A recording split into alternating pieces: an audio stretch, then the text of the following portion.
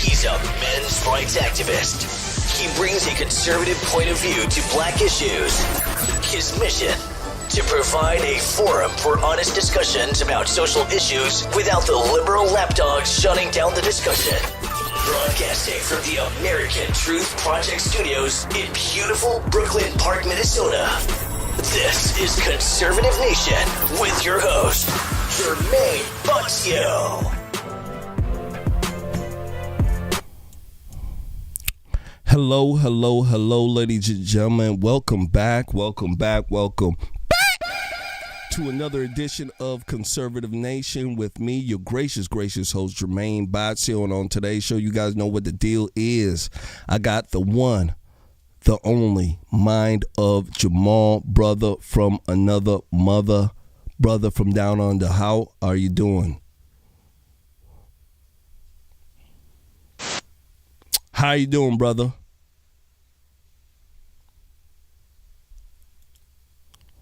Oh, we can't hear you. I don't know if you got your... Ready to start blaming. My bad, hit the mic. Don't you worry. My bad. Don't Y'all you ready worry. to get started? Let's get started. Absolutely. Ladies and gentlemen, make sure you guys do your due diligence. Hit that like button. Make sure you do share. All right. I want to go ahead and first make sure that I let folks know I'm sorry. Okay. I was here on time. I want everybody to know because I'm super black and I want folks to know. I was here on time. Okay. I was working. Okay. I was getting the show prep ready, tap dancing, my feet working and everything. Let me tell you. And let me tell you something. A bat. B-A-T. Yeah. Mm-hmm. I'm telling, a bat came through this. It came through here real quick. Mm-hmm. And I was trying to catch it. That's what was going on. I was trying to catch a bat. In the studio here, it's in the basement. The basement's been remodeled. It's really nice. Nice hardwood floors, everything. I don't know how the bat got in here. I don't know. It could be from, plenty of times I've leave the, the basement door open when I'm bringing stuff in.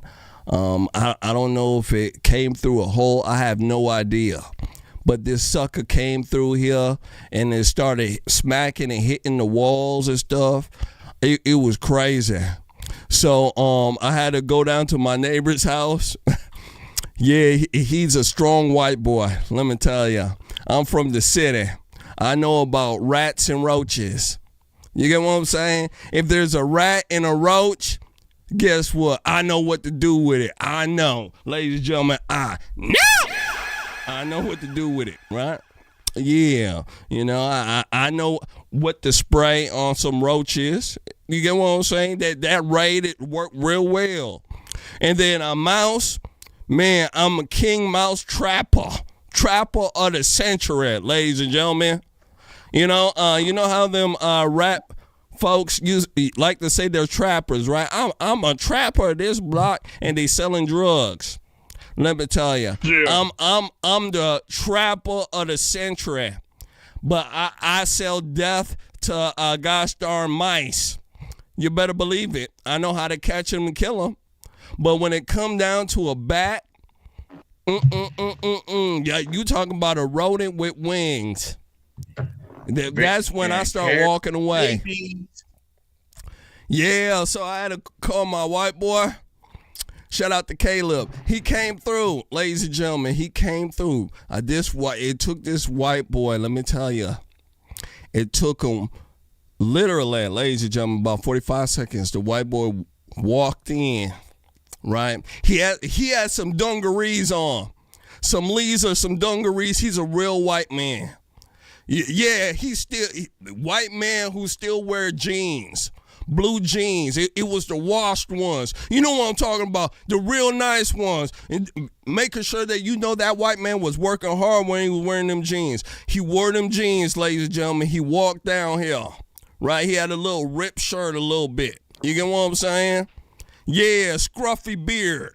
You get what I'm saying? I'm telling you, real whitish. He walked down here. He took a bucket, caught the bat on the wall, and then he just slid something right underneath that little bucket and took it outside. I'm telling you, I was like this. Yeah.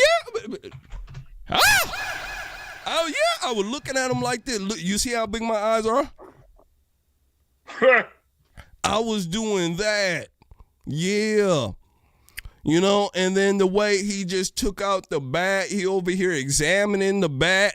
He was like, yeah, Jermain, you know, this sucker couldn't get out because, you know, its wings were all messed up. I'm like, you over here examining the bat and stuff?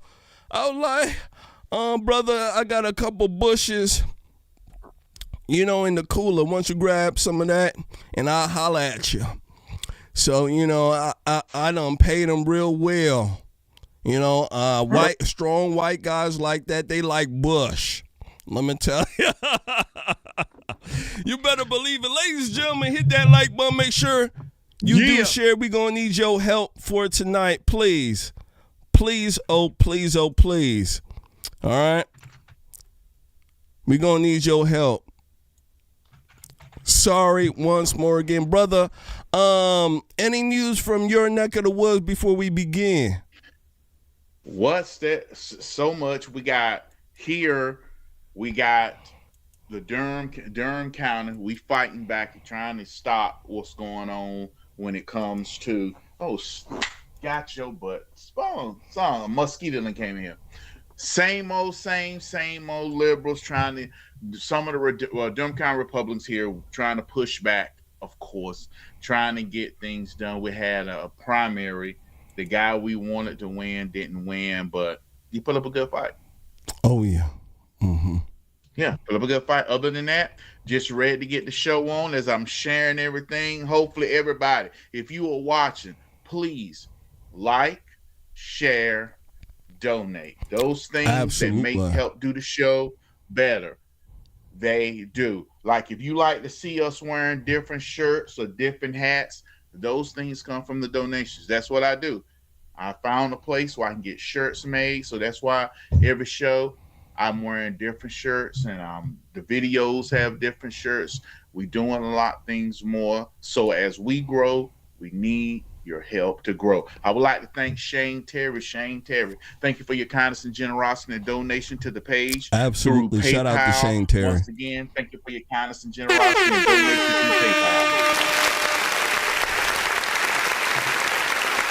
Absolutely. Shout out to Shane Terry. Shout out to Deborah. Deborah, absolutely. I'm telling you, them bats are crazy, Deborah. Let's go ahead and get rocking, ladies and gentlemen. Let's get ready to fight. First one up here, first one up. I want to go ahead and show you guys a video, viral video that is making its ways and rounds around the web. Let me tell you. This video deals with Section 8. It's a big cut that a lot of folks been talking about, you know, especially with this shutdown, government shutdown that's going on. Section 8 is on the chopping block. They're planning to cut $30 billion from the program. All right. A lot of folks are upset. A lot of them are. I want you guys to take a look at this. When it comes back, we shall discuss it. Make sure you guys do your due diligence. Hit your like button and make sure you share. Here we go.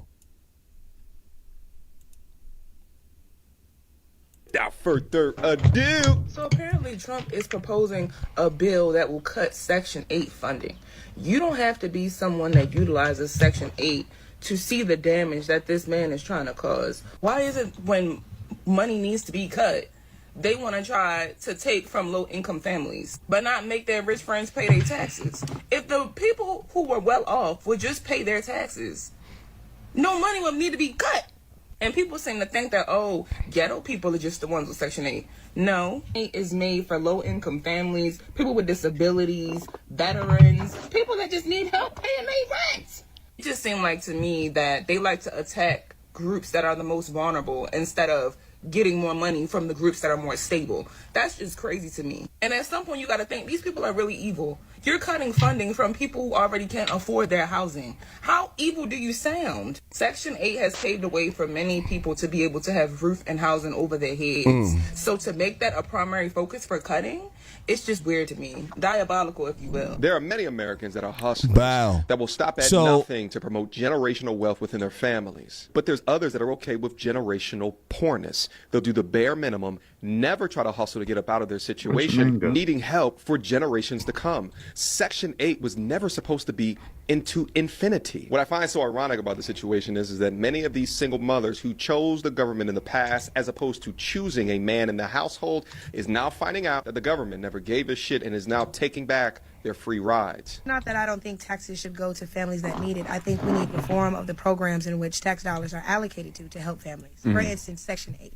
Section 8 is a great leg up for some families, right? Section 8 should not be able to be passed down to your kids and they pass it down to their kids. For sure. That promotes you staying exactly where you are, because the deterrent is if you make too much, you're going to have to pay this high-ass rent that everybody else is paying. Yeah. So you need to stay below this level. You need to stay in poverty. You need to not advance so that you can live easy. Well, I don't think people choose to be impoverished, though. Not everybody chooses it, but you and I both know there are a great deal of folks Absolutely. and I think that reform is needed Yeah. because there are too many families who need these resources but can't get them because they make too much or because certain demographics in the household don't allow it, whatever. But you have people who are openly taking advantage of said system. Got your butt.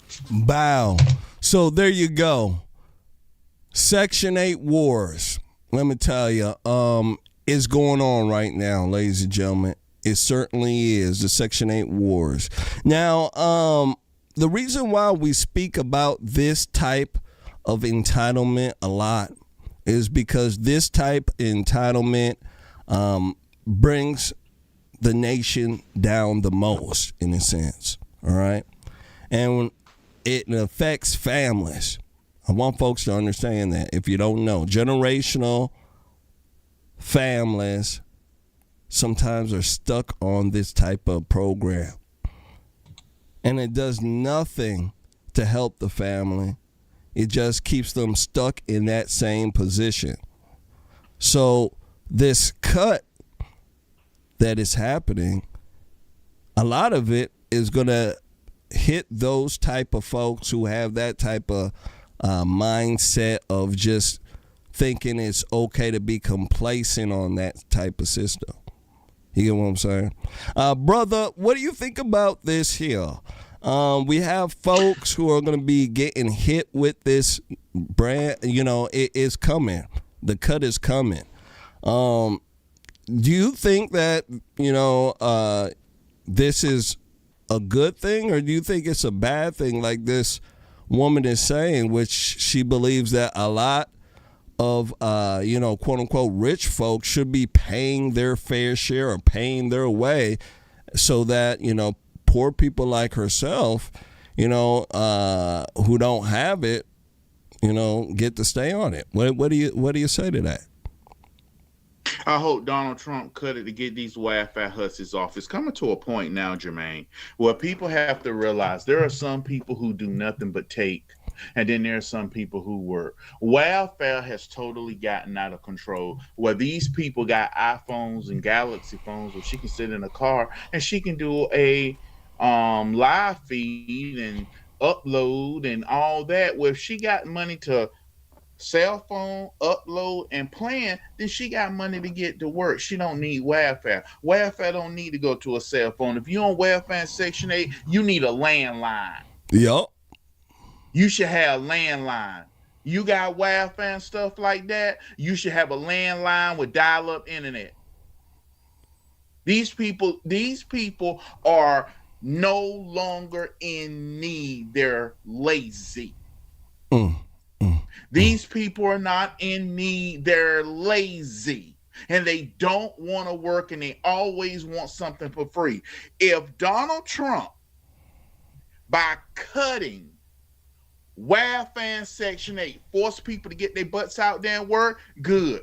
What happened was when Franklin Delano Roosevelt came up with, no, I'm not talking about Johnson. This is Roosevelt. Oh, Roosevelt. Roosevelt did the welfare and stuff like that. Before then, people used to move to find jobs. Like you would have a family from Arkansas living in Harlem or New York, or you would have a family from Michigan living down there in Mississippi, and that's how people move. They move where the jobs were. Well, these people don't want to work, so they sitting where the job comes to them instead of them going out and finding the job or moving to the job. If you on Section 8, you in the projects, you can move to another project, get a job, and get yourself out.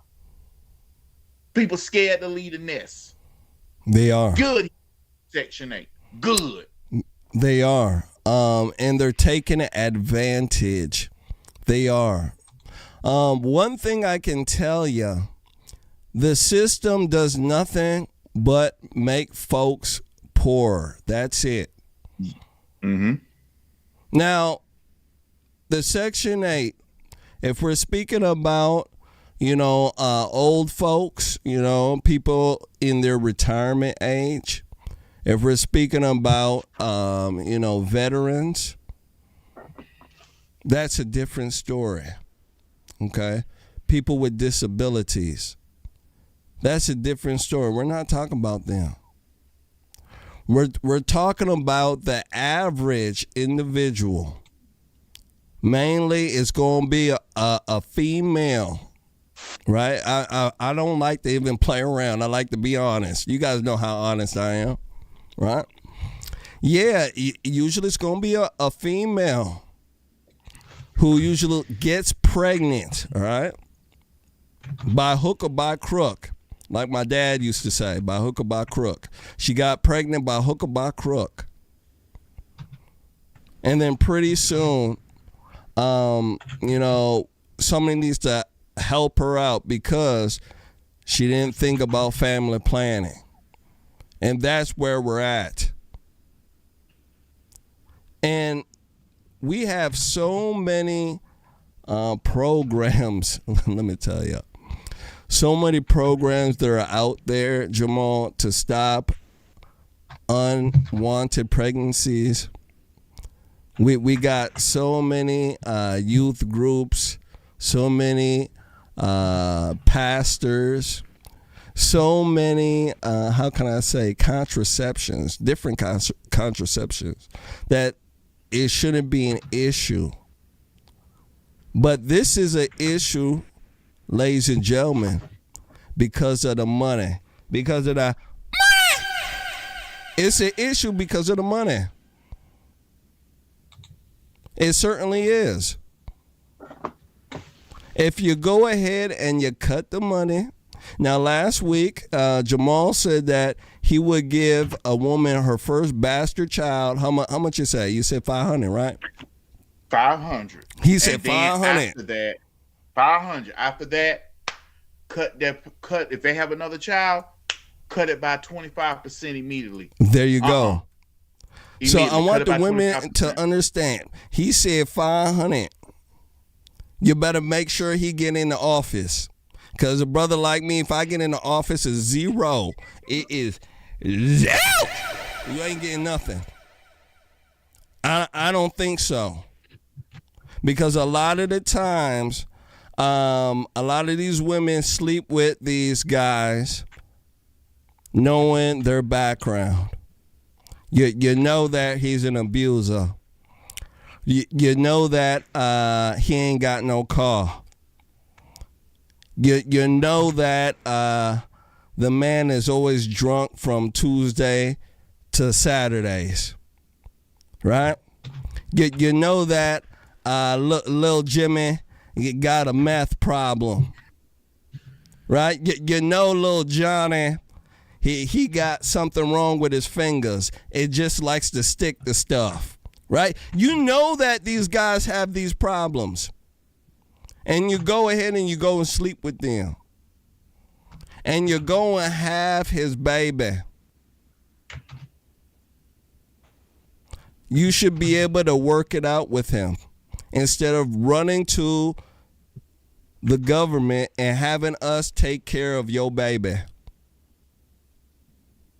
I think that the welfare system, in a sense, should be for women who have been married. If you've gone and got married and your husband leaves you, he dies or a hooker gives him blow and he's just blows away. You know, he gets some blow and he blows away. Something happens to him, you're going to get helped out. You get what I'm saying? But you shouldn't get helped out if you never thought about bringing the government in the first place. You get what I'm saying? And that's where I'm at with it, Jamal. If you didn't ask the government to come into your house in the first place, don't ask for it to come in when you need help like this. Because married folks, they go to the government first. So the government, it comes in that union. You get what I'm saying? Yeah. And after the government's in that union, then I think it's more appropriate for those type of entitlements to be and provisions to be handled out when things, go awry. But not when you're doing the craziness and then you come up and try to get help. And once folks see that you can't get help with the craziness, right? Hey, I can't sleep with little Johnny and have his baby and people will give me sympathy and help, right? You don't get none. Then the women will stop. The women are very smart. Last words. You know what, Jermaine? It's like this. People need to understand. Married women get pregnant. Unmarried women get knocked up. Yep. So if you're sitting up there and you're still having baby after baby after baby, like I said, first one we give you a mistake, but after that you lose it. Now, if you had another baby and you're married, then instead of you losing 25 to 30% of your benefits, you only lose 15. Mm-hmm. Now, if you only lose, that man has a job. Think about what you're getting. You're still getting your welfare. Yep. You only lose 15%, and he has a job. So think of the income that's coming in, and then they're going to be taxed. Yeah, that's true. Yep. So you got the Medicaid, I think it's Medicaid. Then they get paying taxes. So then now he looking at his paycheck and she looking at hers. Wow, they taking too much money out. This ain't enough. So guess what they got to do? They got to vote for people who gonna lower taxes. There you go. That's what is wrong right now. Government benefits aren't being taxed. They need to start taxing welfare. They should. Make them welfare hussies feel it. Tax food stamps, tax food everything, and tax welfare. I bet you they'll change the way they vote. I bet you they do. Because, when they're getting taxed for the stuff that they're using as well, Jamal. I bet you they will. I want to go ahead and give a shout out to two special folks here. Shout out to Vec Romick Spillman. Says we are back crazy. She said we are back crazy for you guys. Who is going to take the challenge, the $5 challenge she's giving out. And Kel Bella 823 says double J's on a she blew the $5 challenge up. Absolutely. Let me go ahead and give you guys the customary. She blew the $5 challenge up. She threw it good. Thank you, Miss Kelly Johnson. Yeah, she threw it up. Thank you, Miss Yvette Roman. Thank you for your kindness and generosity and donation to the page. Absolutely. That's what I think. You start doing stuff like that, it will change. And then also, I think that a lot of women, it seems like they don't want to, do any hard work, okay? And Jermaine, wait, oh my gosh, Jermaine, that's misandrous. No, it's not. Think about what I'm saying here. In this day and age, women like to stay home and do OnlyFans, Why do you think OnlyFans is so popular? Right? Why do you think being a whore is so popular? Why do you think, having a baby and the baby epidemic here in this country, right? Everybody got a baby mama, right? Baby mama. Everybody got a baby mama. Why do you think so? It's because women, most of the time, they want to be able to have a child and be home, take care of the child, do light work, you get what I'm saying, and be taken care of. Now, think about it like this. If these women had very good morals and we changed our society, right, and we say, hey, if you want to stay home and be a hussy to your husband, right, yeah, you want to go ahead and wear lipstick, nails, do the dance, whatever you're doing. You could go ahead and do that at the crib. Your husband will work. We'll go ahead and then we'll either do a tax cut, right? A tax credit at the end of the year, right? Because he's working and there's somebody staying home watching the children, and that'll be his wife. You get a tax credit because he got the wife and the children, right? So either he gets a raise or a tax credit at the end of the year. And I'm thinking about a tax credit, and that will make it more feasible for women to stay home and have a child and be taken care of. You get what I'm saying? Rather than them having to go to put the child into daycare, go to work, and then they go to work to go play as well because they're all on TikTok doing this. Women, you know what I'm talking about. You're going like this and you know what I'm talking about. You do all that type of stuff. So you could do all that type of stuff, at the crib while your husband is working, while you're taking care of the family and the children. That seems to me like a better deal than what the heck is going on right now with the children all screwed up. They're finessing the government so that they can, get money and stay at the crib. It's just not right. So that's where I'm at with it, ladies and gentlemen. That's where I'm at. We shall see. Make sure you guys hit that like button. Make sure you share. Let's go ahead and move forward. Next one, I want to go ahead and speak to you guys about a viral video, and it's about a trans. It's one of these. It's about a guy dressed up as Santa Claus. He's in front of a public library, and he's holding a sign. The sign says, "Trans women are men." And let me tell you something. That sign brought him hell. I want you guys to take a look at this when it comes out. I want to speak about it, because this is the craziness that happens when you take the nuclear traditional family out of America. You take it out and you just have mama and children. Okay, there's not many women at all who are fighting against the transgender BS. They're just not going to do it. That's why it's imperative for men to stand up. Take a look at this. Here we go.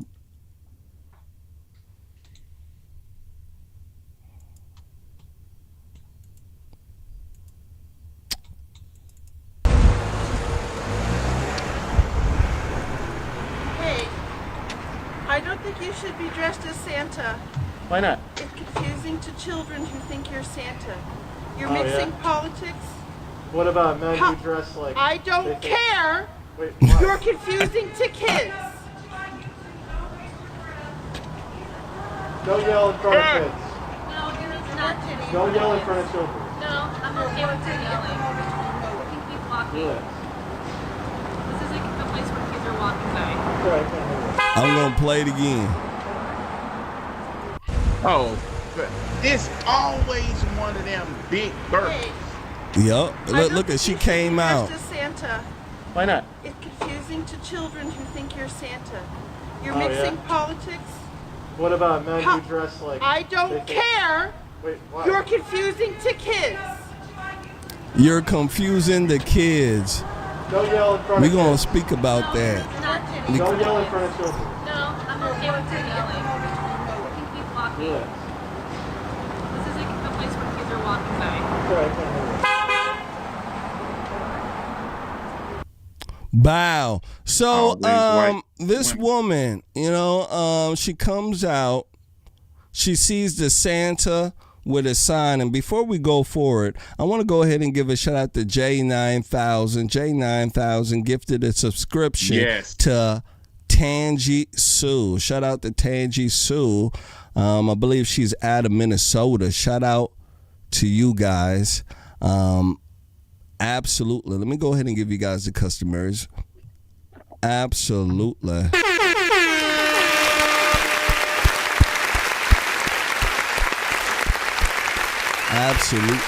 Absolutely. So this woman, she comes out. She's very upset, angry, right? You can hear it in her voice. She says, "You are confusing the children. You are mixing politics with this issue." This is what she's saying. But, ladies and gentlemen, would she have said that to, Timmy with a hair hat and some, tissues in his shirt? Would she have said that to him? Nope. I don't think so. Brother, what do you think about this here? I think it's stupid. It's always one of them, Jermaine. It's always the overweight, liberal white woman who looked like she one sucker away from diabetes 3, where they're going to have to amputate. She's always one of them. You shouldn't be wearing that shirt. Look like she just wanted some cookies and candy from Santa Claus. So I think you know what? I'm glad it's funny. And you know what? This is how you take America back from these people. Yeah. You be funny. You sit here, you crack jokes. You have a good time. You don't allow these people to dominate America again. As we are seeing, just real quick, Jermaine, those who identify as non-binary is dropping. There was a time in America where people were identifying as trans and all this, non-binary. Well, those numbers are down now. Yeah. It peaked at 8, now it's done dropped back to 4, because now people seeing it ain't cool. It ain't cool and no white more. women like that, those liberal women like that, people don't want nothing to do with them. Absolutely. A lot of the trans movement and stuff like that, it was because, ladies and gentlemen, it was a trend that they were trying to push. Mm-hmm. A lot of these folks were not, LGBTQ and stuff like this. There's folks out there who are, they're trend copiers. They see something and they just copy it. Followers. That's what they are. And right now, they're seeing the tide against LGBTQ. Because back in the day, ladies and gentlemen, you guys know, if you were LGBTQ, you were probably one of the real ones. You get what I'm saying? You were one of the real ones, and you didn't, do all the craziness. You knew that, hey, you had this type of proclivity. You knew that it was, not accepted openly in public. And, you took care of it in private. And people understood that back then. You get what I'm saying? They understood that. So there wasn't that type of vitriol. But now, since it seems to be more open, folks are more pushed off from it than they were before. And it's because of the nastiness. It's because of the crudeness that it has shown to be. Where you see on Pride Day, you see these people with nipple tassels, right? They're just gyrating with nipple tassels. These guys are wearing, rainbow Speedos and gyrating on the ground. In front of children. And this is what it means to be LGBTQ, right? Yep. Back in the day, the folks who had those type of proclivities didn't act in that type of manner. They had respect. Yeah. Oh, yeah. They had respect. They had some sort of sense. Nowadays, they don't. And they're willing to do all this nastiness, the sexual deviousness, I should say, right in front of the children. Last words on this here, brother. You know what, Jermaine? Like I said, she's more worried about him dressing as Santa Claus, telling that a lot of kids about Santa, but she want to sit here and lie about men could be boys, men could be women, and women could be boys. And it's just one of those liberals. Nobody's having sex with her. Nobody wants her. She know nobody wants her. Nobody's having sex with her. If she had a husband, he probably got the biggest subscriptions to OnlyFans, porn, and anything he can find just to get away from her. She take her clothes off. She knows if she was to sit there. These women love trans women, which are men, because it makes them feel good. Because they know that's the only thing they can say that they may look better than to a straight man. A straight man would rather screw a fat, ugly woman than a man. Yeah. But then some will be like, shoot, I take my chances with the dude the least dressed up like a woman than you. Yeah, absolutely. Let's go ahead and move forward. Make sure you guys hit that like button. Make sure you do share. We definitely going to need your help.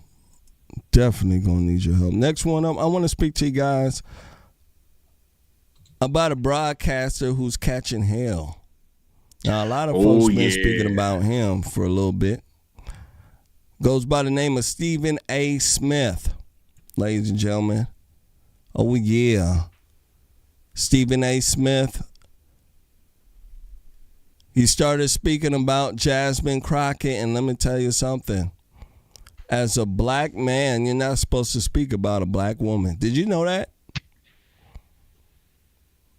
Jamal, did you know that? As a black man, you're not supposed to speak about a black woman. You could speak about everything else. But a black woman, absolutely not. You better not. Did you know that? Did you, but Jermaine, hold on now. There is this black explorer that's out there that hosts this show, and he says, blimey, look at what we have here. It's a boom quisha.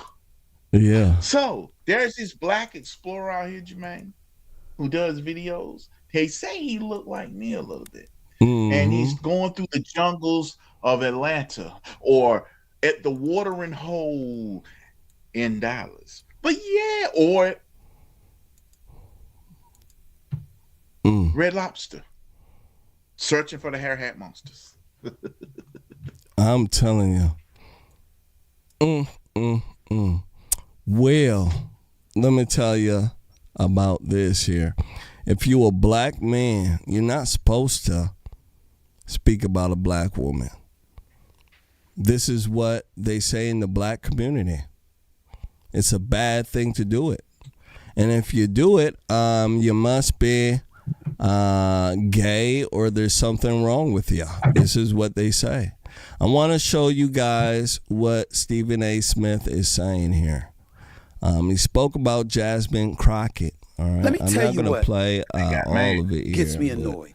And I'm I going hope to play Jasmine you guys Crockett a little bit of what he's saying, because what he is saying to me is very important. And in a sense, he shouldn't be labeled a, evil guy. And apparently this is what he's being labeled. So I want you guys to take a look at it. And when it's done, we shall speak about it. Make sure you guys do your due diligence. Hit that like button. Make sure you do share. Here we go.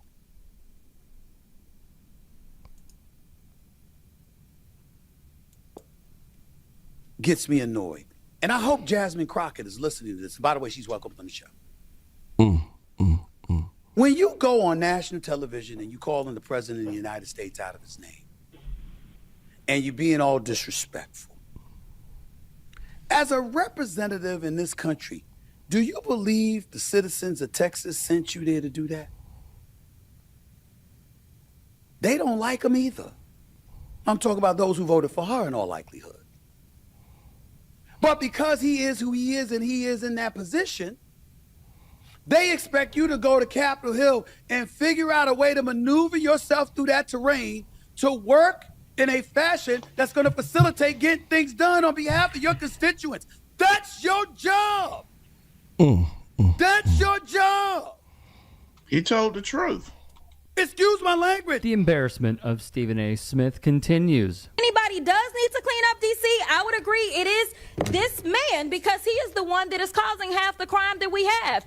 Not only is he participating in the crime, but we know that he instigated the insurrection. And if I did say that I had one issue with the Biden-Harris administration, it is the fact that they did not move forward and make sure that this man was put where he should have been put. Because the last time I checked as a criminal defense attorney, and Mr. Attorney General, you may have a different experience, but I never had a defendant that had 34 convictions for felonies and did not spend one day in jail. Never in my life.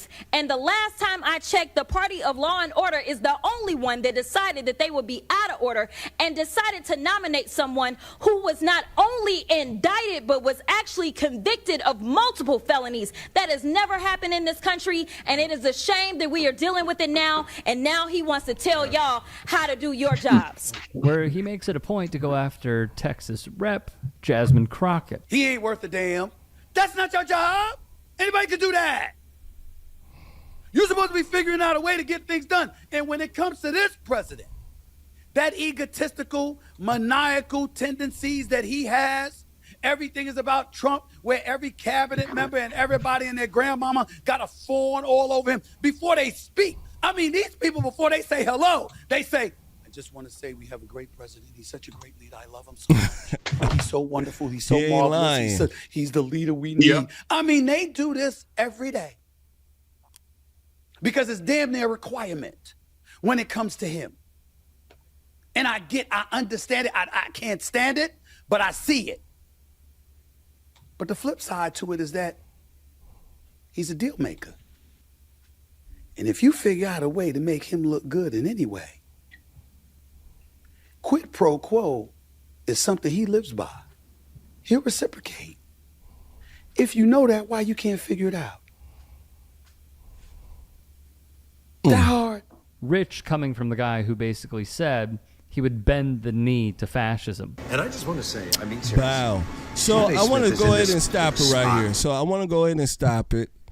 You know, I ran this clip for TYT. I usually don't watch these guys. You know, there's something wrong with them.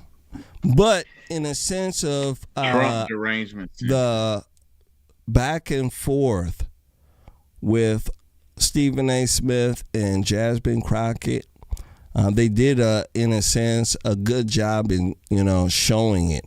Brother, what do you think about this here? So Stephen A. Smith, he spoke about Jasmine Crockett, the way that she criticizes Donald Trump, and the things that she is saying. Did you see anything, disrespectful or wrong of what he said? What was it? Outlandish, or what was it? Rude? Why do you think they got so upset about what he said? Before I go any further, Jermain, let me thank Miss Christian Walker. Miss Christian Walker, thank you for your kindness and generosity and donation to the page through Cash App. Miss Christian Walker. Shout out.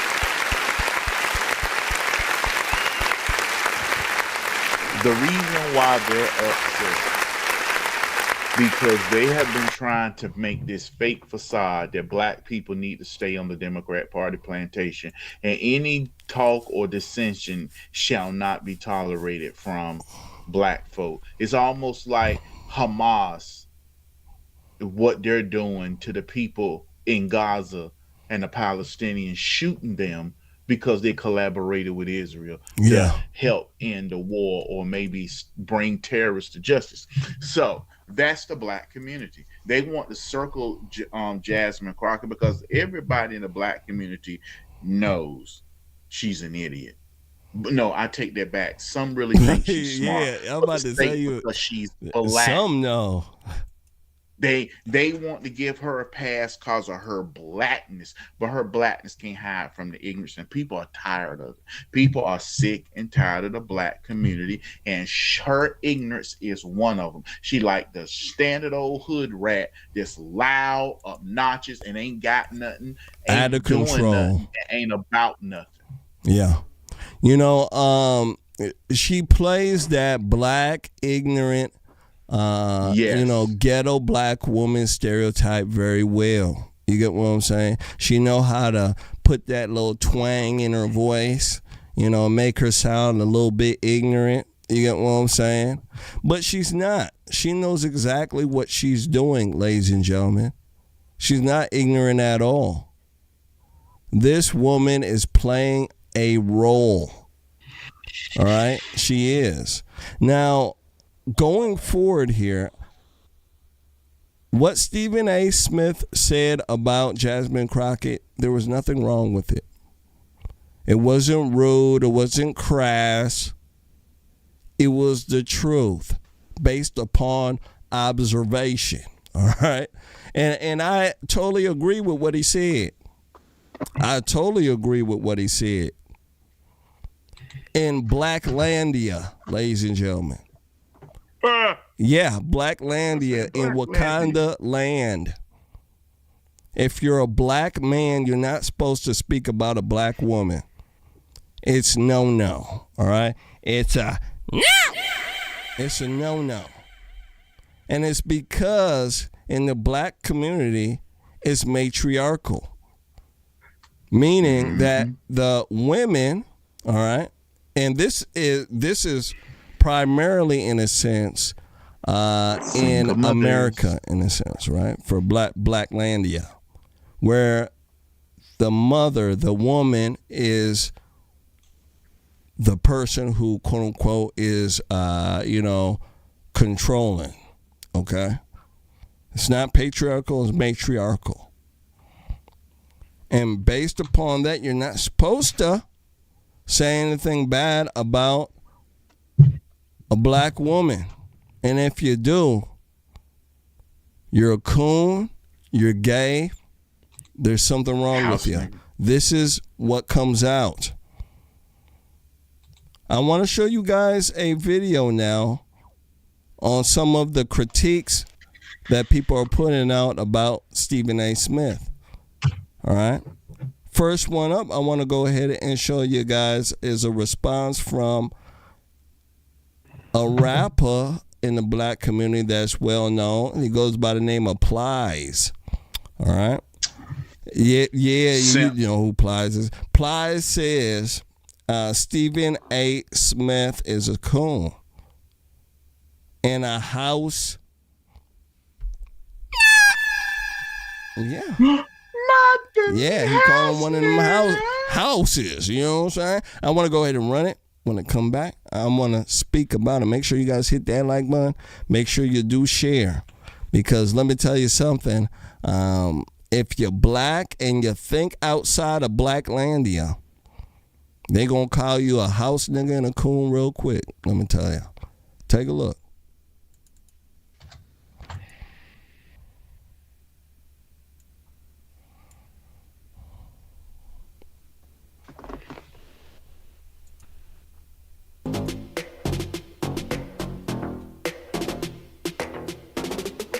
Plies has a few choice words for Stephen A. Smith after his confrontation with Jasmine Crockett. And dear motherfucking house, yeah, motherfucking house, stop getting motherfucking mad at everybody else because everybody else don't want to be a motherfucking house like you.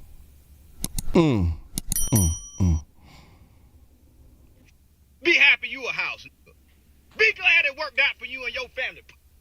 He said, be happy that you a house nigga and it worked out for you and your family. Don't want to be no motherfucking house nigga. Niggas like him made a video party like a rock. You ought to be nice to master. You ought to get along with master to get. Everybody don't want to get along. I bet you his butt living in Florida. Won't you move out of Florida? Some motherfucking people still got motherfucking principles out here, nigga. He says, still some people got some MF principles. You ought to get along with master. You don't say nothing when master out here talking to everybody crazy, bitch ass.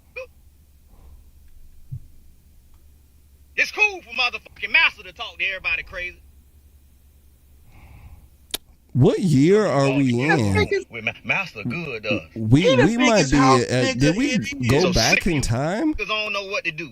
He's the biggest house Master? nigga it is. Don't want to be no motherfucking house. He's the biggest house nigga it is. Think about the material and content he has made all his life. Name one time he ain't sucking off the Democrat master.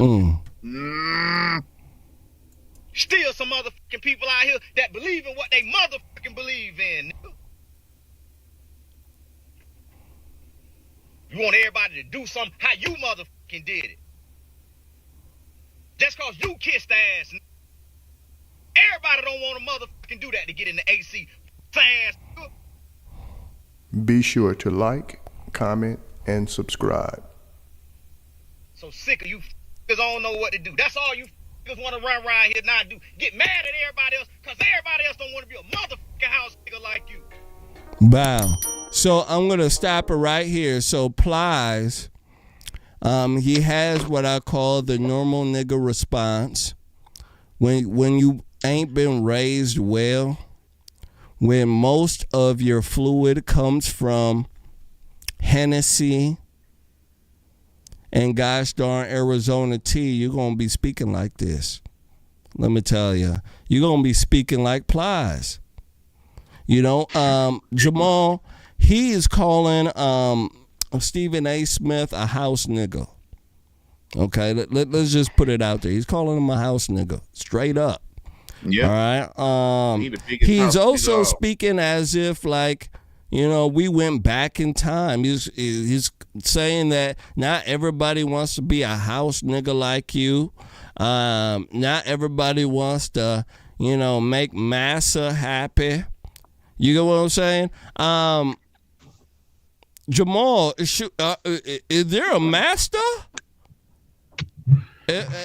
You know what? I mean, what the hell is going on? Are we back in time? What's going on here? People like him are nothing more than a simple entertainer. What you think if he calling Stephen A. Smith a house nigga, what does he think he was and he would be if he was living in the back of the slave days? He'd be tap dancing for massa too, because he got all his money from entertainment. And who associates him and the way he behaves as black culture but someone like Stephen A. Smith, who is intelligent and articulate, associates Stephen A. Smith with white culture. What Powell's piece said and all ignorant and stuff like that, people will associate him with black. That's a black man standing on 10 toes. They'll say Stephen A. Smith is a coon and a house nigga because they don't expect blacks to talk like that. Because Powell's piece is what black people should talk. Know your place and talk your job, sucker. But when you are articulate and you're intelligent and you criticize whom they are trying to worship, then you got problems. There is another panel, a podcast. Forgot what the podcast is called here. And my boy Anton Hall did a reaction to it. I want you guys to take a look at this. They spoke about Stephen A. Smith So remember when I said that you're not supposed to speak about a black woman, right? They call you coon and house nigga and all that. You get what I'm saying? Remember I told you that?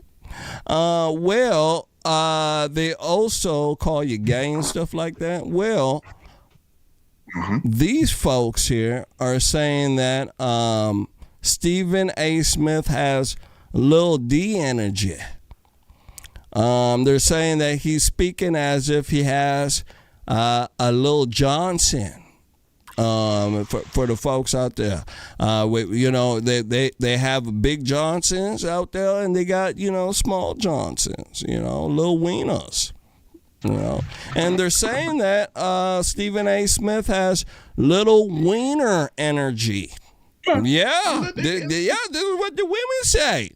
I want to go ahead and run it when I come back. I want to speak about it as well. He's got to deal with black woman issues. Oh my God. Writ large, and whatever self-hate exists within him. That is self-hate. I've never seen a clip of him where he actually praises a black woman. That's what I'm saying. He's got black woman issue. He praises a black woman. For those who are listening, he got that was black Stephen A. women Smith, issues. I want to speak about commentating about Jasmine Crockett's lack of work. For context, there was a poll that was recently done. And Jasmine Crockett's approval numbers amongst the American people rival Barack Obama's in 2008. So just for context. What is this poll and where was it done and who was spoken to and how many people and what's the sample size? And did they poll everybody or did they just poll us? Stop, man. Just stop. Let me hear the rest of this nonsense. He is on an island unto himself. Because people see her largely working on our behalf. And I also want to say we recently had Jasmine Crockett on. It was on my solo pod, and Jasmine is on the show talking about having to go get fit for a bulletproof vest. So this is not the time for this. Yeah. And I promise you, nobody gives a flying F about Jasmine Crockett and trying to take her out. She is a threat to nobody. And nobody. She's just she's a talking head, to put it lightly. And I hate when these suckers, and this is what we talk about when it comes to simping, right?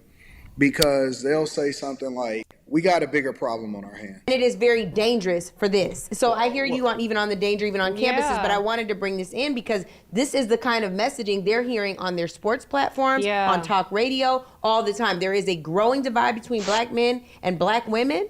Oh my God. And I think that some of them are also leaning more conservative in their talking points. She's a congresswoman from Texas, and Texas has this open carry law. Governor Abbott is such a dangerous problem. And I'm going to stop it right here. So there you go. So they're speaking about black men and black women.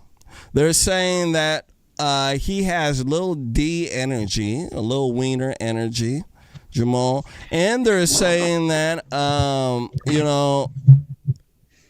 he's not uplifting black women. Now, I want to speak about this because it seemed like black men are the only folks who get this type of stuff here. And I think it's because most, black folk been raised by their mama. It's matriarchal. And, I believe that's the main reason why. But how come white men aren't being put into categories like this, where when they speak, something against a white woman, how come the white community doesn't say, you know what, I can't believe that white man said that about that white woman. How come he's not uplifting that white woman? How come the white people don't speak like this, Jamal? Well, they usually do. I'm gonna disagree with you on that one, Jermaine. There's white men saying uplifting white women? Okay, I didn't know that. Go ahead. Okay, got me on that one. What I'm saying is when a white man does say something negative about him, they call him a sexist. If a white man says something negative about a liberal white woman, it's a sexist. Now, Black people are the ones that expect a black man to defend something that won't defend themselves. And not only when I say won't defend themselves, she won't defend the black man. Black women love to talk about how they done left us in the dust and surpassed us, but then want us to protect them from criticism. There you and go. It's just plain out they don't want to be criticized because they have been told so long that they're the queen. They queens, and they ain't. They ain't number hood. They ain't number hood rats. And majority of them, not all, but the majority of them are the reason for the black community downfall. Yep. The black community fell after the 1960s. What happened after the 1960s? They introduced feminism to black women. Black women who didn't have nothing in the first place, but the black man who didn't have nothing in the first place, but she saw her opportunity to leave him there. And you had black women who would sleep with master, then tell the husband that master raped her, knowing she went to master willingly for a slice of cornbread and a slice of watermelon. Absolutely. You know, that's primarily it right there. It is. It's primarily it.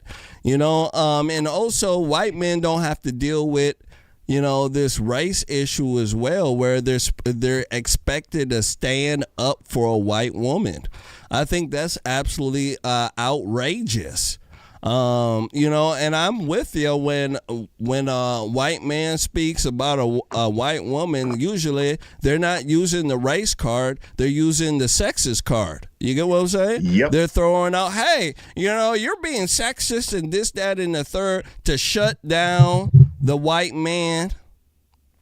Because they know that race stuff doesn't work in Whitelandia. You get what I'm saying? It don't work there. So they got to use the sexist. They got to use something else. But in Blacklandia, oh my goodness gracious, you can use all of it. You can use every one. You get what I'm saying? Absolutely, Jamal. You better believe it. And the first one up is the race card. Oh, I can't believe you said that about a black woman. You know what? So what? So what? He said that about a black woman. You guys don't care about, you know, when a black man says anything. You guys are willing and able and ready to disrespect a black man. So, you know, who cares? Who cares about it? And most black men got to have some nuts to say, who cares? Because they're being controlled by their mama. And mama being controlled by Satan. So black men have to wake up and start leading. That's the only way. So this right here lets you know how the black man can be controlled, right? Yeah, because they can shame him into making certain decisions, right? Stephen A. Smith says, hey, she's not supposed to act like this.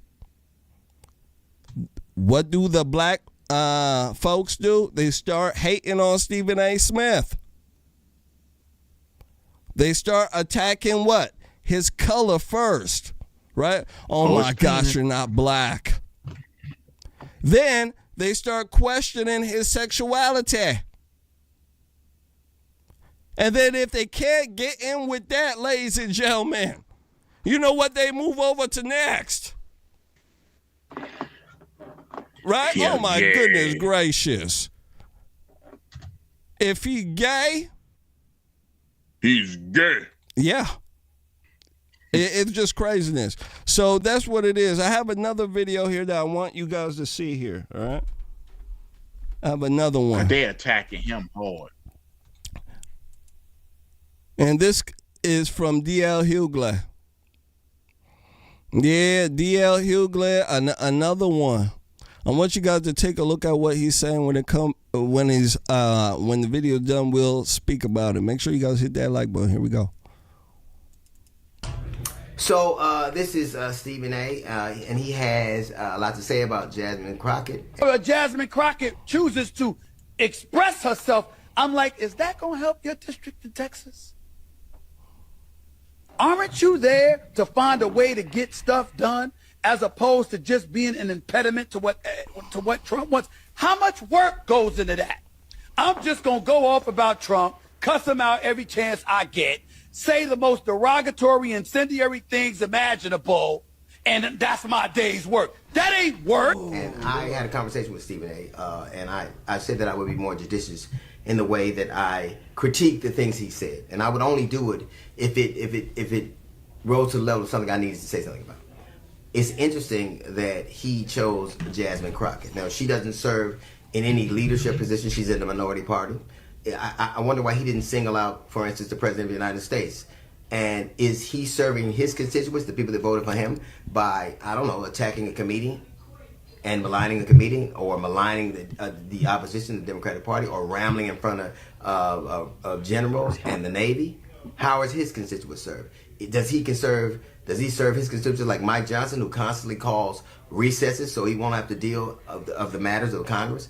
Or Jim Jordan, who's been in Congress for 18 years and never has written one piece of legislation in 18 years. I wonder why it isn't those people that he singled out. We're never going to argue about the efficacy of Congress. I think we have an agreement there. I think that they are not effective. I think that they don't do the job. I think that they don't represent their constituents well. But Jasmine Crockett is a member of the minority party. She holds no power. Her party doesn't have any power. She's not at the top of the minority party. She's a very junior congressman. So why would it be her that you would single out? Her job to represent her constituents. When you're in the opposition party, the minority party, your job is to object and to be loud, to be a fly in the orbit, to gum up the works. She's doing what it is she has the power to do, what's in her capacity to do, what's in her bandwidth to do. This is what she's supposed to do. She's supposed to make it harder and make it louder. That's what she does. She represents her constituents by being a member of the opposition party and to, by definition, oppose. Because I don't care in any paradigm you look at. Leadership starts at the top and goes down. Stephen A. Smith would have you believe it starts at the bottom. Bow. So there you go.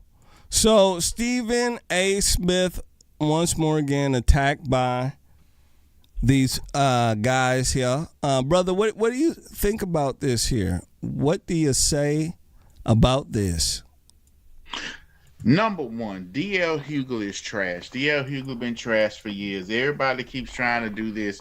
I don't know. It's this rapper, and I'm going to try to bring him up. And I keep seeing a lot of black people keep trying to be like him. And when it comes to this freaking activist role, they wear this look and they look all dusty and rusty, like they're supposed to be activists and all this crap. They doing something. They're always trying to look like David Banner, and I'm like, y'all just don't get it. Y'all, that's why his beard all like that. The beard and then the hair, right? Yeah, here it go. They all try to look like David Banner. Yeah, they're all trying to be David Banner and all this crap, and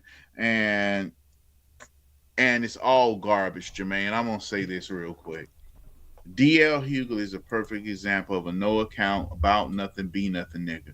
Because if he was smart, and I'll excuse my language, but if he was smart, blacks like him is the reason why the black community don't get nowhere. It's because he's only concerned about the black community if the Democrat Party can pat him on the butt and give him $5 and he can go out there and chimp out and dance for the Democrats. That's all he's about. Because if anybody had any type of intelligence about themselves, especially someone trying to help the black community, the Hispanic community done been over here how long, and they done took over to where you got some of the other party saying amnesty. But nobody wants to help black folk like that. Why? Because we ain't worth it.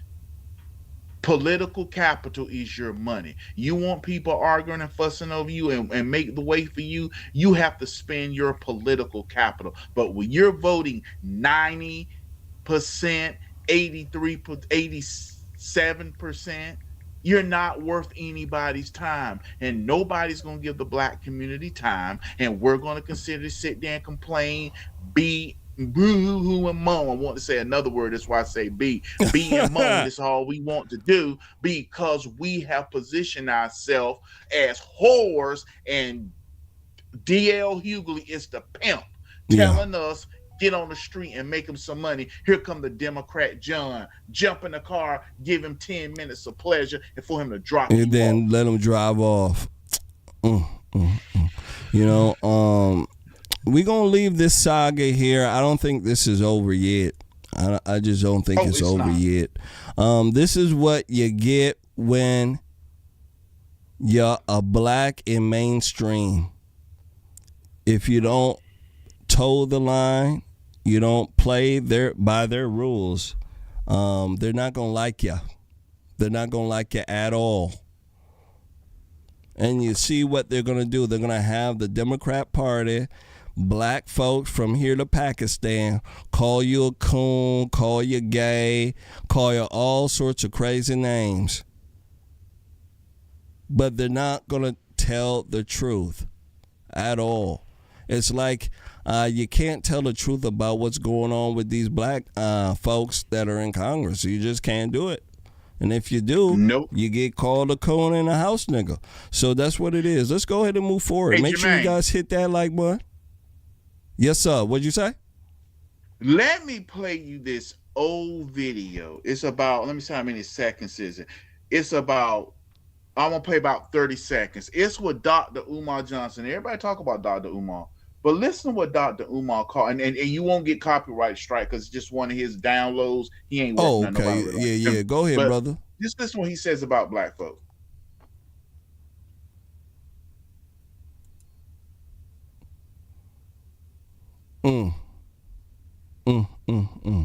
Yeah.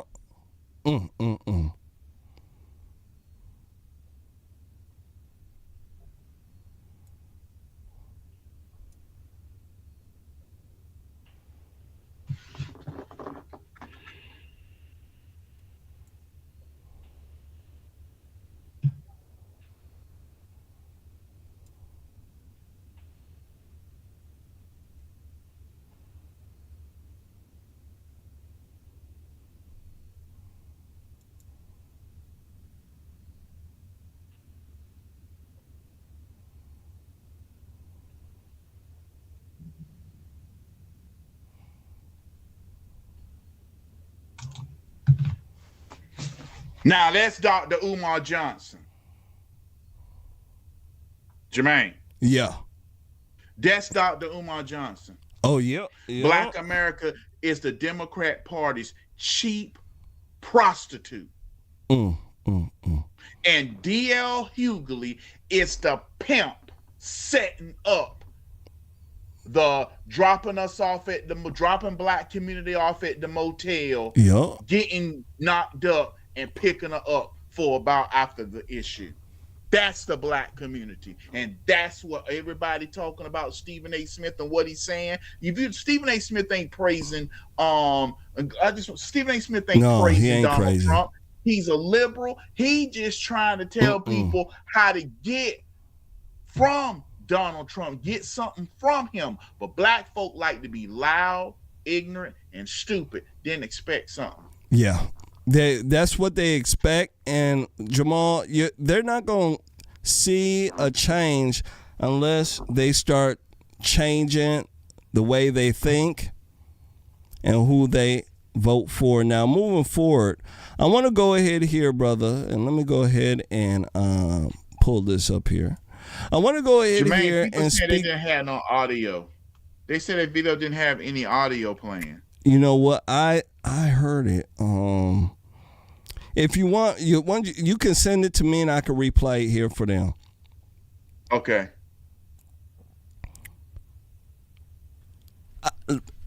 Besides, when he's sending it, I want to go ahead and show you guys this real quick here.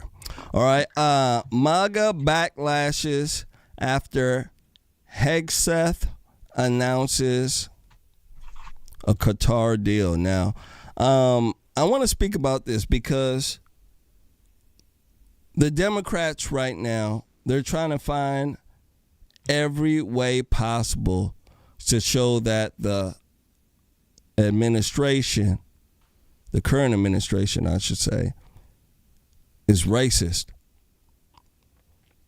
And its supporters. These folks here, ladies and gentlemen, are taking a crazy website, in a sense, because I know exactly where they got this information from. And they're using the crazies as a way to show the narrative of, basically what MAGA is about, and that's not what it is. I want you guys to take a look at this. Quote, betrayed, fierce backlash tonight from the MAGA base after this surprising announcement with great fanfare from the Trump administration. I'm also proud that today we're signing a letter of acceptance to build a Qatari Emiri Air Force facility at the Mountain Home Air Base in Idaho. The location will be host a contingent of Qatari F-15s and pilots to enhance our combined training, increase lethality, interoperability. He's sitting next to a member of the Qatari royal family there, just to be clear.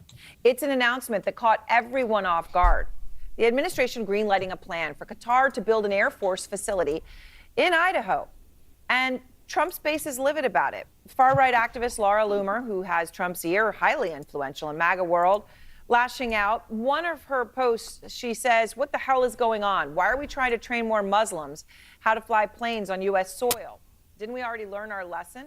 Why are we encouraging more Islamic infiltration of our country by the founders of Hamas and the Muslim Brotherhood? This is very bad for our national security. And by the way, she had a lot more where that came from. Laura Loomer, in fact, has fired off about 40 more posts on X, slamming the decision. 40 posts on this today. Watch them populate the screen. They're mad. At one point, writing, this is where I draw the line. I am not voting in 2026. And then Steve Bannon came out and told Newsweek there should never be a military base of a foreign power on the sacred soil of America. Now, to clarify, Qatar is building a facility to house a squadron of F-15 pilots and teams. I mean, that's a lot of Qatari military personnel on an existing U.S. base. And maybe there are serious security concerns with that. But there are concerns. There are when it comes to corruption. For one, this is the same country that gifted Trump the luxury jet. Remember? Wow. The jet. And I'm going to stop it right here. $400 million. The jet that. So I'm going to stop it right here. So, Jamal, this is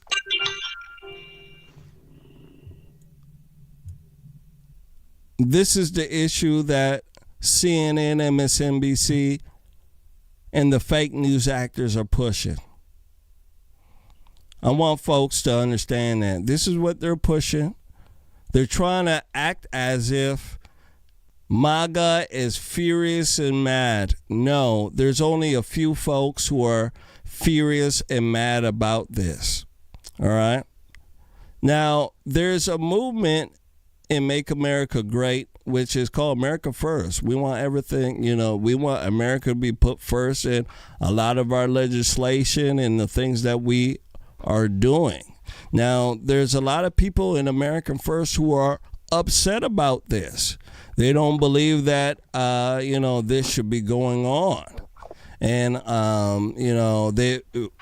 they believe also that, just like what Laura Loomer put down, they don't believe that we should be, helping any more Muslim countries. Now, Jamal, what do you say to this? Because this is, I wouldn't have spoke about it, but there's so many videos, clips, and news stories coming out about this that they are making it an issue that, hey, look, these folks here are upset and mad about this. This is about their racism. This is about their xenophobia, their hatred. What do you say to this? You know what, Jermaine? For everybody, when there are some in our party who are just as dumb as Democrats. They really honestly believe Donald Trump can just wave a magic wand and get things done. He didn't build them a facility so that we're going to train them for another 9/11. That's not what it's about. It's about teaching them how to fly their aircraft so they can buy more from us, because they're not going to build that facility unless they're going to buy something. Donald Trump is a businessman. He's selling them something. He's trying to get their weapons to be bought from us. So he's just training their pilots. And this is Qatar. America first, yes.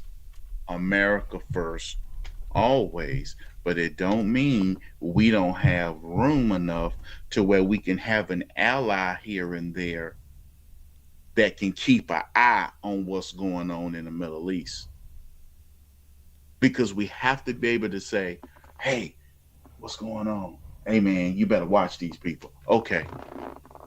And for them to be willingly going and say, hey, we're training in America, that means they don't care about what the other Muslim world think. Yeah. They don't care about what Iran think. They don't care about what any other nation think. Why? Because other Muslim nations are signing on to America and Israel.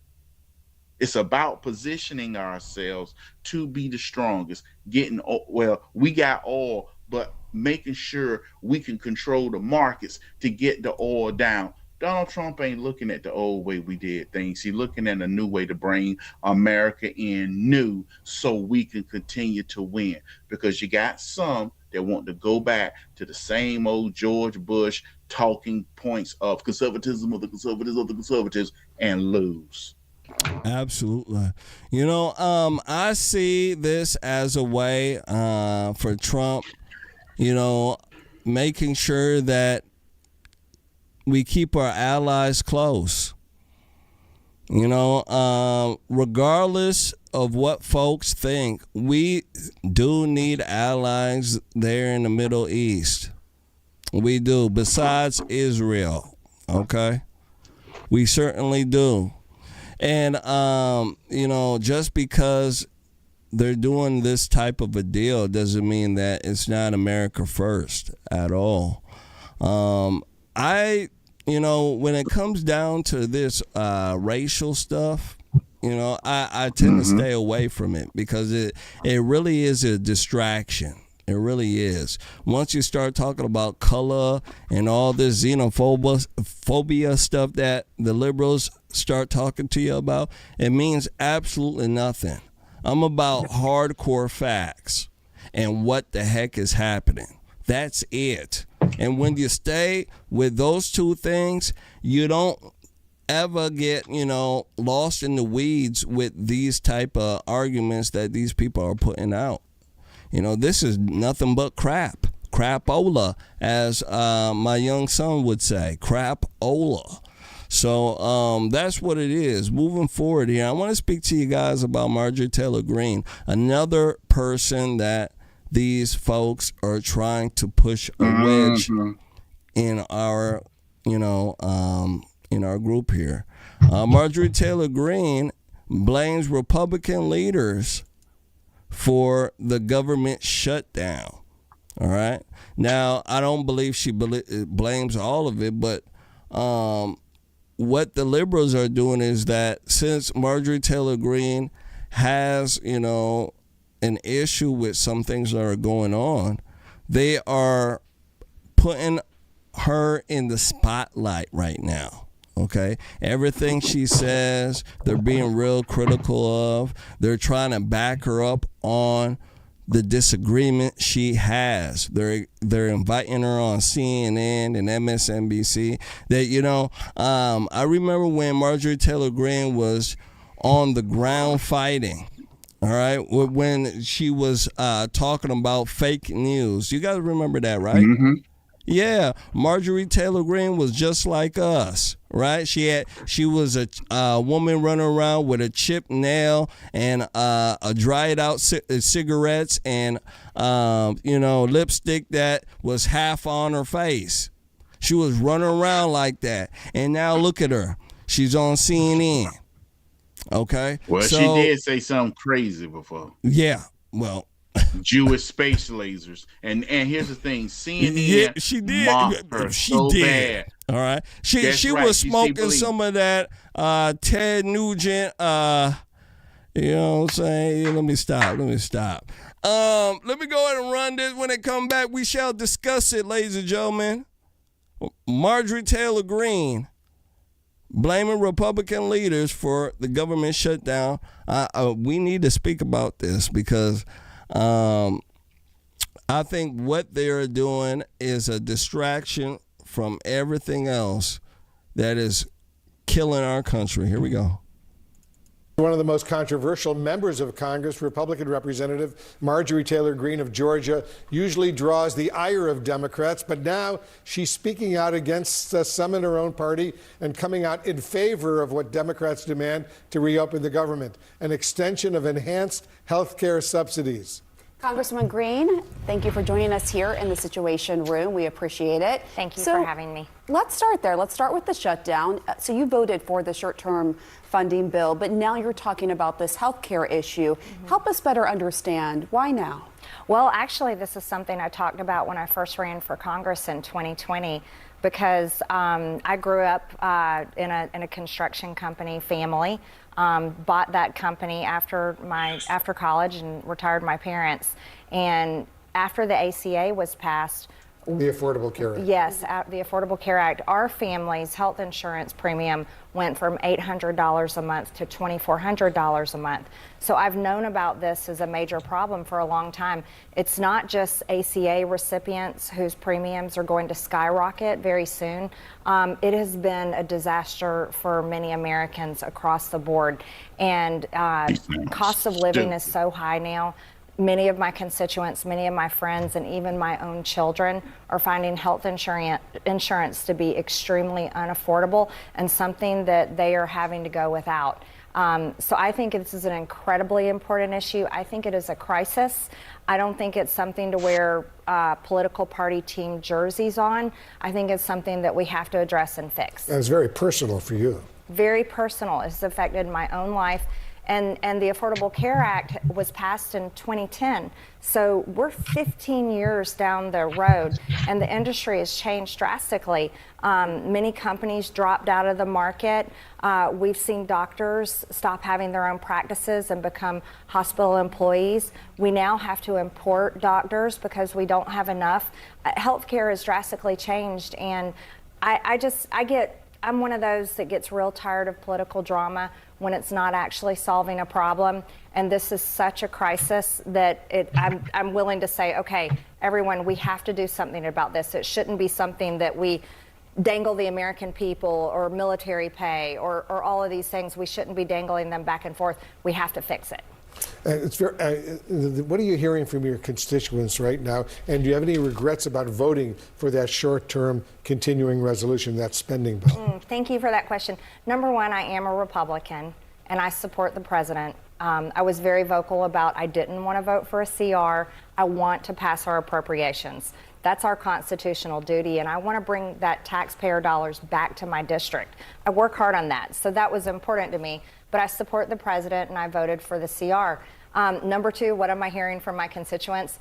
It's great. We track all the calls that come into my office. About 60% of the calls coming in right now are calls of support and saying, yes, health insurance is a crisis. They're telling us stories about how they're already paying $2,000 a month with $10,000 deductibles. I'm getting phone calls from people that are saying if the ACA tax credits expire, they aren't going to be able to have health insurance. They're going to have to drop it. But I'm hearing from people on both sides, people already on the ACA and people that are already getting crushed by high health insurance premiums. I want to ask you about this new Washington Post poll.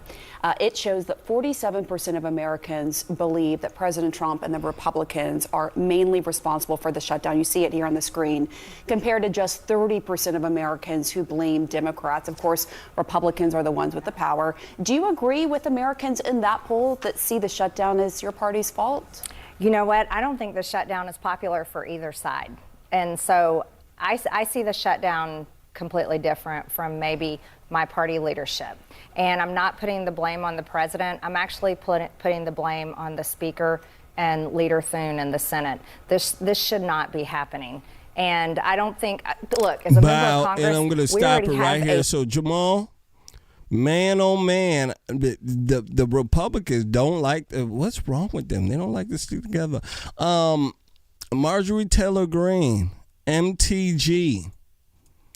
Okay. The CNN lady, they're very smart. You know, they first get you talking real nice. You get what I'm saying? And then right at the cusp of when things are about to turn, the woman brings up this poll, right? So she's getting Marjorie Taylor Greene to double down on what she is saying. And Marjorie Taylor Greene, she gives the liberals what they want. Stuck on stupid. She certainly did. No, I'm not going to blame the president. I'm going to blame the Speaker of the House and the leader, the Republican leadership. This is what she said. What do you think about what she is saying and what she is doing? Do you think that, she shouldn't be going on to CNN and MSNBC and stuff like this? Do you think that she should be more, team-like and be, toe the line and keep her mouth shut? Or do you think that, what she is doing, works well for transparency and, and politics? What do you think?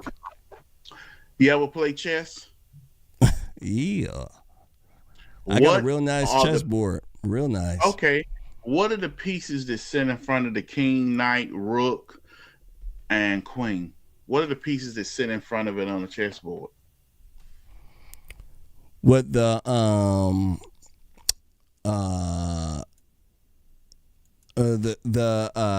knights? No. If you look at the back row, you have the king, queen, knight, bishop, and rook. And they are behind the line. What's the first piece you move? When you play chess, what's the first piece you move? The bishop. You can't move that bishop because something's in front of it. What do you move so you can bring the bishop out? Only thing can jump is the knight. It can jump over this. But you have to move this. And they tell you in the comment section, you have to move this out. You always move this in front of the queen. You move it up to the very front. Oh, yeah, the pawn. Yeah. What am I Thank thinking? you. She's a pawn. That's what she is. And they used her for a pawn like the moron she was.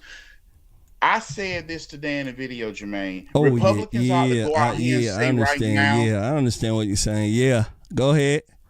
Republicans ought to go out and say right now, since Obamacare needs subsidies to make it, this is the perfect time to kill it and have insurance companies go back to the 2010, go back to January the 1st, 2010. The insurance standards for January the 1st, 2010. And Obamacare, because it cannot make it without its own. In order for Obamacare to make it, you have to give it $350 billion per year or it will implode on itself. And that's what's happening. All these high premiums she's talking about raised because their insurance companies aren't getting subsidies. The insurance companies are getting rich. Obamacare has enriched who? The insurance company. And Obamacare ended, and then you ain't got to worry about the premiums and stuff no more because they got to go by what was the price of policies and stuff, what it was 15 years ago. We've been doing this for 15 years and it's been wrong. Yes, there are some people and premiums are going up. Yes, that is true. There are some people who premiums are going up, but why are their premiums going up? because John McCain refused to kill Obamacare. Yeah. John McCain walked on the floor and went like this to Obamacare. The reason why the insurance premiums are going up because John Roberts, the Supreme Court Justice, saved Obamacare when it was on the chopping block. Yeah, when it was on the chopping block. Yeah. That's the only reason. John McCain, you guys remember he was the last vote. He was the last vote in this whole repeal and replace nonsense. Remember that? We're going to repeal and replace. We're going to repeal and replace. And these people went and walked around, spoke about repeal and replace. This is when John Boehner was in there. Crier. John Boehner was the speaker. It was Paul Ryan. What was it, Paul Ryan? With the repeal and replace? And Mitch McConnell was of course, yeah. Leader of the Senate. And what happened was that night they had the votes. It was 50-50. And John McCain was coming up, and everybody said that was the death of Obamacare because John McCain ran on repealing Obamacare. Two of his re-elections was repealing Obamacare and how it is not going to work because John McCain got his little pissy feelings hurt by Donald Trump. He went out there, and they said, it's over. It's over. Obamacare is over. And he walked out there, and he did this. Thumbs down. And saved Obamacare. Yeah. The premiums are going up because the Democrats have been giving it money and Republicans been giving it money to save it. Well, guess what? Kill it. It's time to eliminate it. Let it implode. Yeah. No, go back to the 2010 insurance standards. Yeah. Insurance and Medicare is medical is so gosh darn expensive in this country. It's so crazy. Because people fat and they don't want to change. You got a drug out now, Ozempic and Mounjaro. And they now taking Ozempic. The regular person taking an LPG-1 drug, Ozempic, instead of them to do a healthy lifestyle. You're doing what lazy folks do, which is take the drug, and the drug end up giving you more complications at the end than anything. You better go ask a lot of these folks who took Ozempic. They stopped and they blew right back up. They blew up. Let me tell you. Let's go ahead and move forward.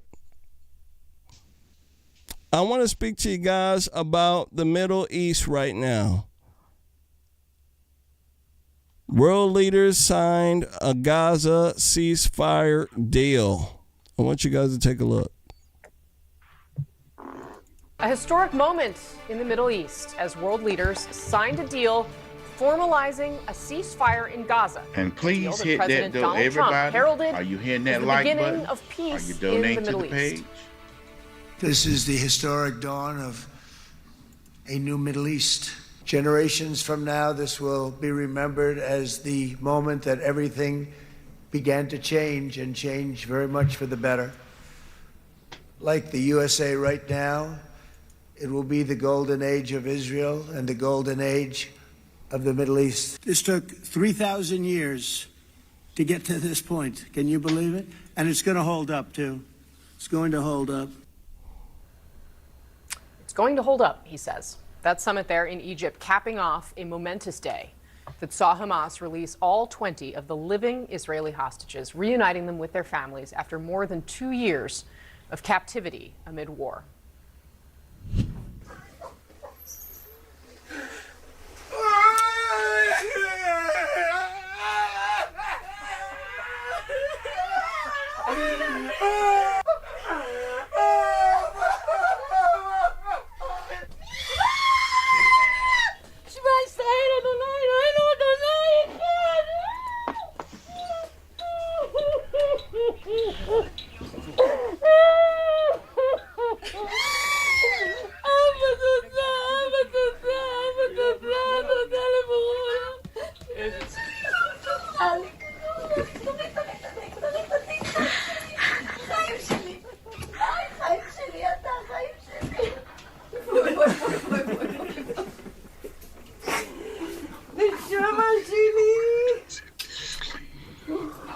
Oh, I will bear your burdens. Not possible to watch that without becoming emotional parents, spouses, children, once again holding loved ones that they, of course, feared that they might never see again.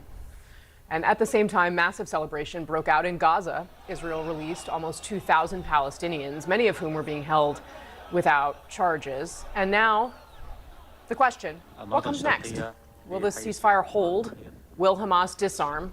Will Israel remove its military from Gaza? Today, President Trump said the next phase of talks is already underway as he projected confidence that this ceasefire marks simply the beginning. After years of suffering and bloodshed, the war in Gaza is over. This will be maybe the greatest deal of them all, period. And I want to thank all of you and all of these great nations and this region for what it's gone through and all of the fights it's had, or life over death and hope over strife and harmony over hatred. That's what we want. We want it to be that way because together we're going to forge a magnificent, great, and enduring peace. All right, let's get off the sidelines, head into the arena. My panel is here. Wow, so I'm going to stop it right here. We're going to stop it before the sidelines here. So, brother, what do you think about this peace deal here? Do you think that it will last?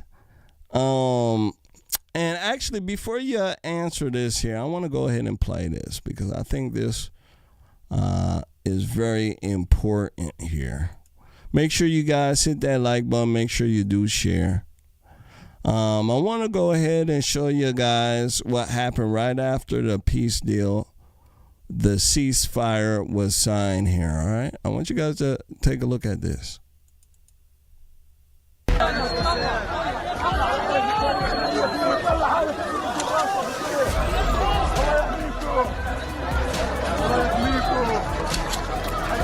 Executions.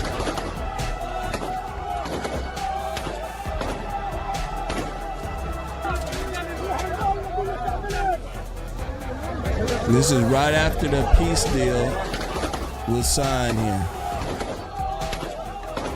These are the type of animals we're dealing with.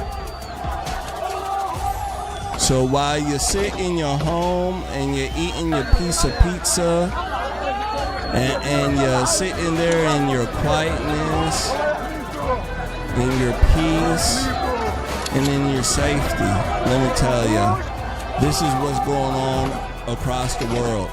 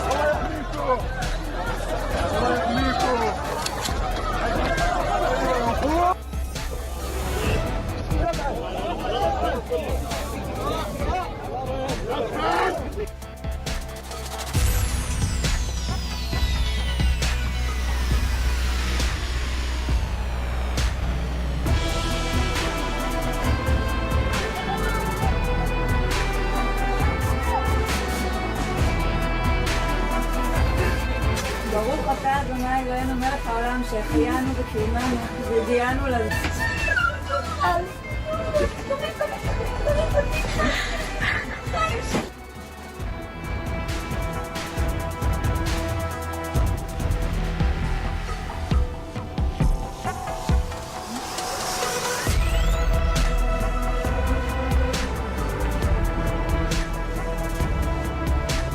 Wow, so I'm going to stop it right here.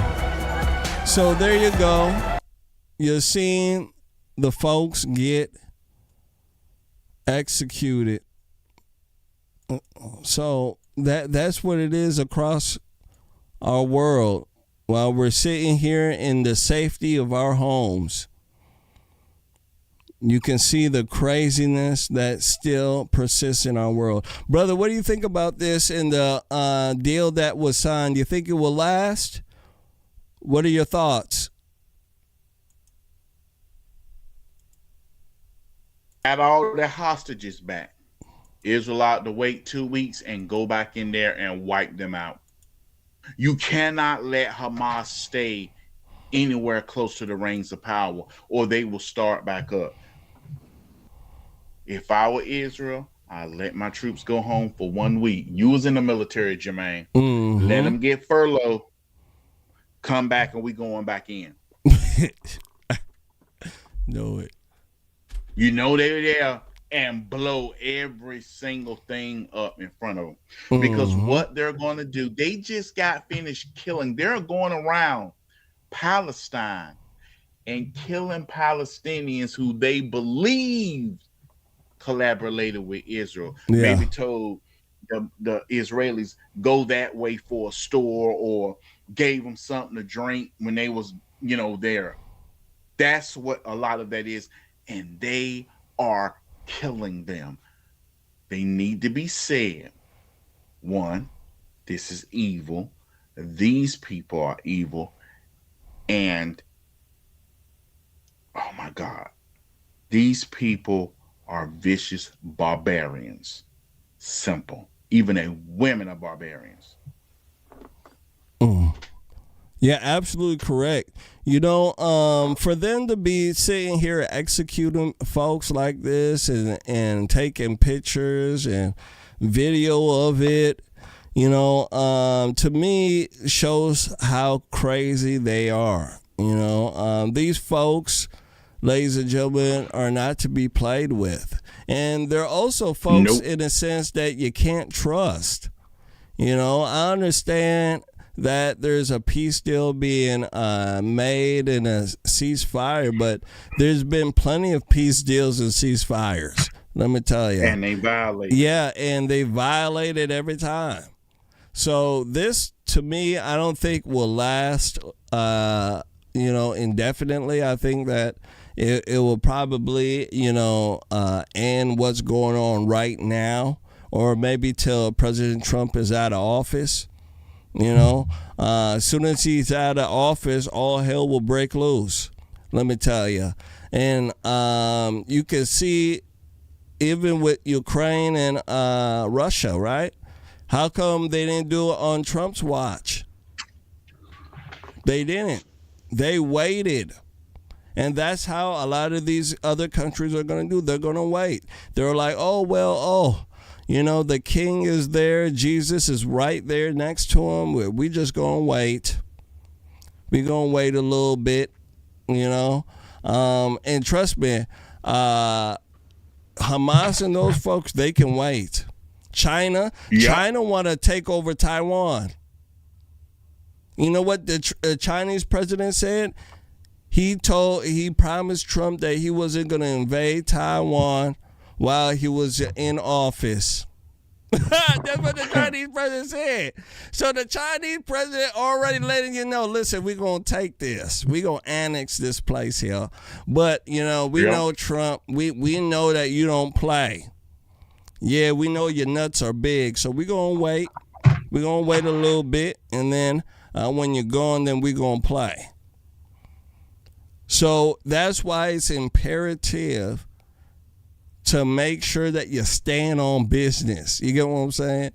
You make sure that you do what is right and you stand on business and you don't play. You don't become a Joe Biden or a Barack Obama. Because if you are, let me tell you something. Hell will break loose.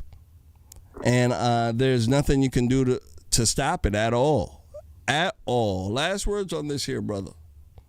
You know what, Jermain? It was good to see the Israeli hostages. And I say this, please stop comparing not you, but people, please stop comparing the Israeli hostages that were released to the Palestinian terrorists that Israel opened up their prisons to let go. Oh, okay, Those people that Israel let go were convicted and shown to be terrorists. Why? Some of them killed children. Some of them blew up a bus. Some of them went on a bus and did McStabby. And they were let go because Israel just wanted to get their people back. Come in. Israel better not ever drop their guard. They better put an active battalion on the line. And if they catch somebody falling asleep, not doing the job, court-martial them on the spot. And that's how Israel gonna save itself. They got to act like they've been robbed and they don't know who the robber is. Absolutely. They have to. I want to go ahead and give a shout out to some folks here. I want to give a shout out to Sally Kushmal. She donated, I think, last week. I don't know if I caught her or not, but I want to make sure I say something. I also want to say, give a shout out to my guy John Lennon and the beautiful Kristen Walker. Donated on Cash App. Shout out to the beautiful Kristen Walker, Sally Kushmal, and my guy John Lennon. Make sure you guys get your due diligence here.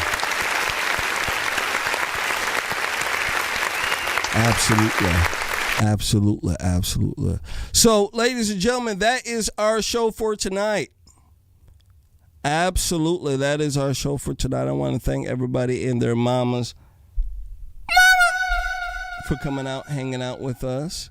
All right. I also want to go ahead and apologize once more again for coming on a little bit late than usual because of our baddie situation here. Brother, I want to thank you so much for coming on and hanging out with us.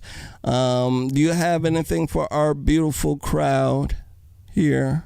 Everyone, if you watched tonight's show and you liked it, share it. Share it on your personal page. If you got another page, share it. Send it to people. If 5 of you would send it to 5 people, that'll bring people in to watch it.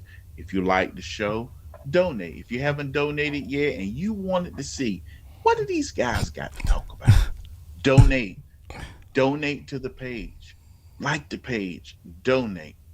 And yeah, sometimes we're running a little behind, but we promise. Like the UPS and the United States Postal Service, we will deliver. Absolutely. USPS, they take a while for them to get that package to you. That snail mail is slow, but it do come. I can tell you that. But we're faster than snail mail. I can tell you that. So, ladies and gentlemen, thank you. Thank you so much for hanging out with us. Thank you for hitting that like button. Thank you for sharing. All right. And with that being said, we'll catch you guys here next time with another edition of Double Barrel J's. You guys take care. Love you. And good night. All right. Bye-bye. Good night.